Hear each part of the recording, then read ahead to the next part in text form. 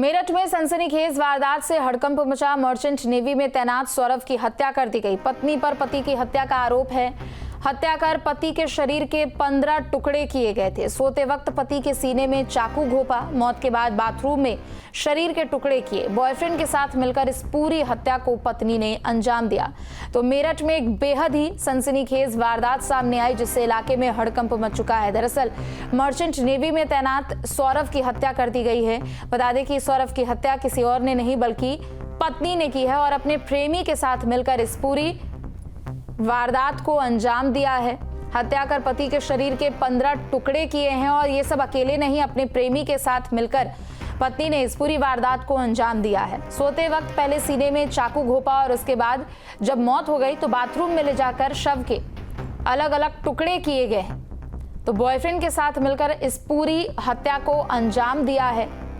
बड़ी खबर मेरठ से आपको बता दें तो सनसनीखेज वारदात सामने आई है, जिससे पूरे इलाके में हड़कंप मचा हुआ है और पत्नी पर ही अपने पति की हत्या करने का आरोप लगा है। हालांकि इस पूरी जघन्य वारदात को महिला ने अकेले अंजाम नहीं दिया, बल्कि अपने प्रेमी के साथ मिलकर इस पूरी वारदात को अंजाम दिया।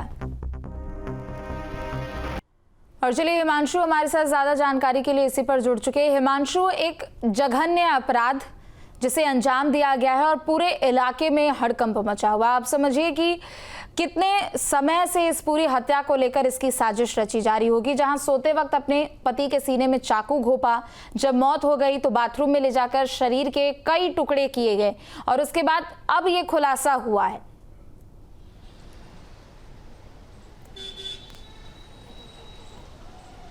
देखिए, पहले सिलसिलेवार तरीके से मैं आपको इस पूरे घटनाक्रम के बारे में बता देता हूँ। मेरठ के बहरामपुरी के अंदर इस घटना को अंजाम दिया गया। पति ने अपने प्रेमी के साथ, जिसका नाम साहिल है, उसको इस घटना में शामिल किया और उसके बाद इस घटना को अंजाम दिया, अपने पति को मौत के घाट उतारा। लेकिन इसकी प्लानिंग अब से नहीं, नवंबर से चल रही थी और इस बात का पता सौरभ को भी पहले से ही था। 2019 के अंदर सौरभ को इस बारे में जानकारी हो गई थी कि उसकी पत्नी के अवैध संबंध हैं साहिल के साथ, और उसके बाद जब वो यहाँ पर आया था 2021 के अंदर, उन्होंने कोर्ट के अंदर डिवोर्स के लिए सूट भी फाइल कर दिया था। यानी वो डिवोर्स चाहता था कि अपनी पत्नी से उसको डिवोर्स मिल जाए, लेकिन डिवोर्स की प्रक्रिया पूरी नहीं हो रही थी। कोर्ट के अंदर वो विचाराधीन थी।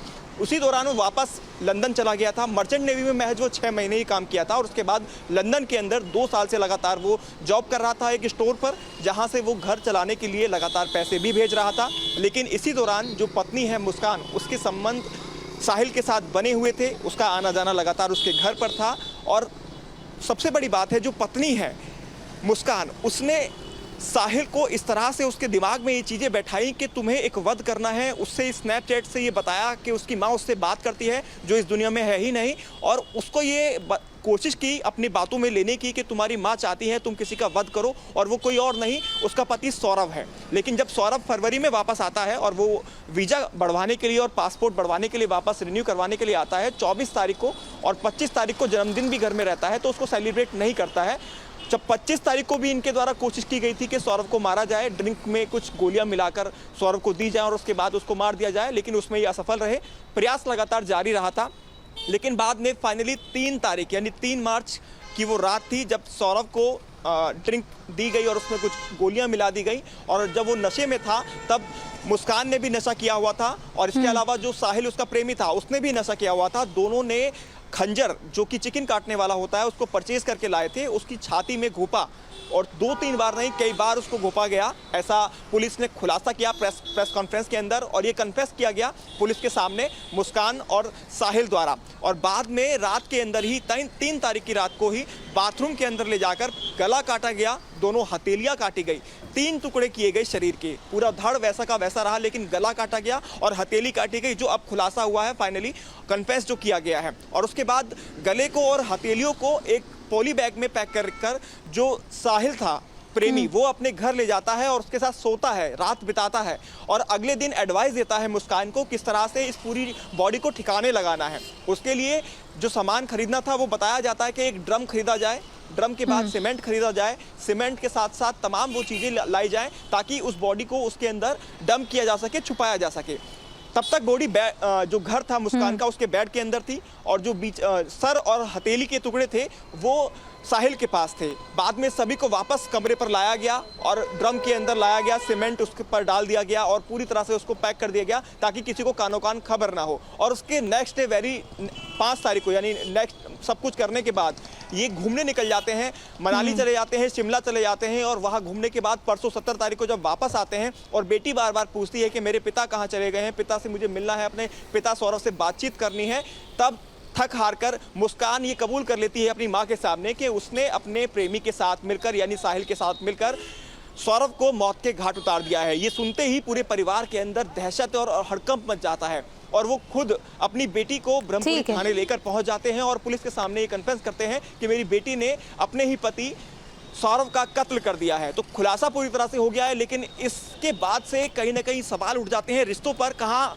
9 साल पहले जब ये शादी हुई थी, जहां प्रेम प्रसंग था, प्रेम प्रसंग के बाद शादी हुई, लेकिन उसके बाद पत्नी ने इस तरह से धोखा दिया कि एक और प्रेमी बनाया और उस प्रेमी के साथ मिलकर अपने पति को मौत के घाट उतार डाला। तो कुछ इस तरह का ये हत्याकांड, जघन्य अपराध मेरठ के अंदर देखने को मिला, जिसका खुलासा आज पुलिस द्वारा कर दिया गया है और दोनों ही आरोपियों को गिरफ्तार कर जेल भेजने की कार्रवाई भी पुलिस द्वारा की गई है। जी ठीक है हिमांशु, लौटेंगे आपके पास। दरअसल पुलिस की भी ओर से प्रेस कॉन्फ्रेंस के जरिए क्या कुछ जानकारी दी गई है और क्या कुछ पुलिस की ओर से बताया गया है इस पूरे हिंसा को लेकर और इस पूरे हत्या की वारदात को लेकर, वो आपको जरा सुनाते हैं। परेशान हो गई तो इसने कहा कि मैं भी तेरे साथ शराब पीऊँ, तो ये भी इसके साथ बैठ के शराब पीने लगी। 2023 में फरवरी 16 के आसपास ये चला गया लंदन अपने एक दोस्त के साथ बेकरी में काम करने के लिए। 2 साल ये वहाँ रहा लगातार। उस बीच में इसका कोई यहाँ नहीं था, अपना वीडियो कॉल से अपने घर पे बात होती थी, जो बच्ची थी उससे भी ये वीडियो कॉल के माध्यम से बात करता था। इसका जो पत्नी का कहना है इसका कि इसका जो पासपोर्ट है वो एक्सपायर होने वाला था और उसी वजह से ये वापस आने वाला था। इसने बताया भी था कि मैं वापस आऊँगा भी। जो इसकी पत्नी थी उसका संबंध साहिल के साथ हुआ इस बीच में 2019 में। इनके कॉमन फ्रेंड था, उसको पता चला उसकी शादी हो गई मुस्कान की, तो इन्होंने इसने पुराने एक स्कूल ग्रुप में जोड़ दिया। साहिल जो ये है ये 8th क्लास में इसके साथ पढ़ता था, 8th क्लास तक साथ में था, ये इसको जानती थी ये। जब 2019 में दोबारा इनका दोबारा एक कॉमन गेट टुगेदर हुआ, फिर ये इसके बाद शॉपिंग मॉल में भी इससे टकराई, तो इसकी अट्रैक्शन इसकी तरफ बढ़ी। उसके बाद इसने इसको इनवाइट किया घर पे अपने, क्या पाओ इसमें घर पे उनकी। उसके बाद इसकी नज़दीकियाँ बढ़ी इनके, उसके बाद फिजिकल रिलेशनशिप हुए। उसके बाद ये लगातार बीच बीच में आता रहता था, आता इसमें ये चीज़ सौरभ को पता चल गई थी। 2021 में सौरभ ने डाइवोर्स भी फाइल किया था कि इस चीज़ को लेकर इसको आपत्ति थी कि ये इससे क्यों मिलती है।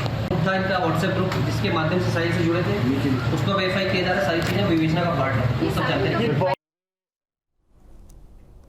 तो इस पूरी जघन्य अपराध को, इस पूरी हत्या की वारदात को एक सिलसिलेवार तरीके से अंजाम दिया गया है। हालांकि हत्या मार्च में जरूर की गई है, लेकिन इस पूरे हत्या के पीछे की जो पटकथा थी, जो उसकी साजिश थी, वो महीनों पहले से ही चल रही थी।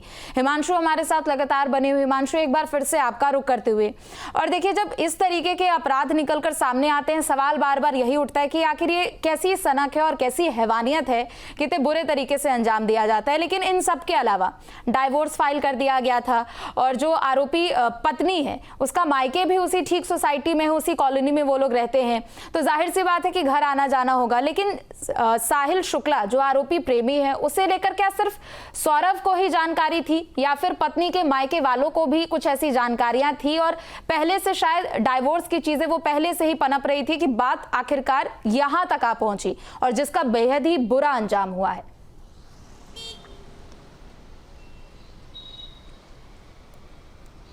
बिल्कुल, देखिए इसमें कोई दो राय नहीं है कि घर पास में था तो सबको ये पता ही था कि जो मुस्कान है उसके संबंध साहिल के साथ हैं और लगातार वो अपने पति को छोड़ना भी चाहती थी, लेकिन छोड़ना कुछ इस तरह से चाहती थी कि ताकि सौरभ से अच्छा खासा पैसा उसको मिल सके। और उसकी एक जो बेटी थी 7 साल की, वो लगातार इस बात को लेकर तैयार नहीं थी और सौरभ ये चाहता था कि उसकी बेटी उसके साथ विदेश चली जाए और जिसकी फॉर्मेलिटी के लिए उसने एम्बेसी के अंदर पेपर भी फाइल किए हुए थे, यानी कि डॉक्यूमेंटेशन चल रही थी। इस बात को लेकर मुस्कान में डर था, वो अपनी बेटी को छोड़ना नहीं चाहती थी। जो हत्या की मुख्य वजह रही थी वो बेटी भी कहीं ना कहीं रही थी कि वो बेटी को छोड़ना नहीं चाहती थी, बेटी को अपने पास मुस्कान रखना चाहती थी, जिसकी वजह से उसने अपने प्रेमी के साथ, साहिल शुक्ला के साथ मिलकर अपने पति सौरभ की हत्या की थी। क्योंकि डिवोर्स तो पहले ही फाइल कर दिया गया था और जानती थी कि डिवोर्स तो दिया ही जाना है और वो डिवोर्स लेना भी चाहती थी, लेकिन अपनी बेटी को नहीं छोड़ना चाहती थी। तो बेटी भी एक बड़ी वजह रही कि बेटी को ना छोड़ना।